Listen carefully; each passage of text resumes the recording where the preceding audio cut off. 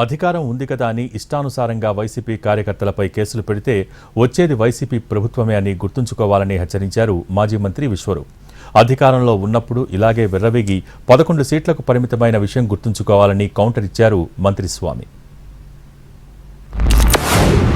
YSR Congress party లక్ష్యంగా, YSR Congress party కార్యకర్తల లక్ష్యంగా నీ చేతిలో పవర్ ఉంది కదా, చేతిలో లాఠీ ఉందని ఇష్టం వచ్చినట్టు చూపిస్తే రాబోయే 5 సంవత్సరాల్లోనూ నీ తప్పనిసరిగా శ్రీకృష్ణుడి జన్మస్థానాన్ని చూపించే రోజు తొందరలోనే వస్తానని తెలియజేసుకుంటూ నీకు చేతనాన్ని చేసుకో, ఇంకా 2 సంవత్సరాలు ఉండుకో, కానీ తప్పనిసరిగా వైఎస్ఆర్ కాంగ్రెస్ పార్టీ కార్యకర్తల్ని అమలాపురం పోలీస్ స్టేషన్ ముందు కూర్చోబెట్టి ధర్నా చేసే పరిస్థితి రాణించుకోకుండా హెచ్చరించుకుంటూ వాళ్ళకి అధికారం ఉన్నప్పుడు ఇదే విధంగా విర్రవీగారు.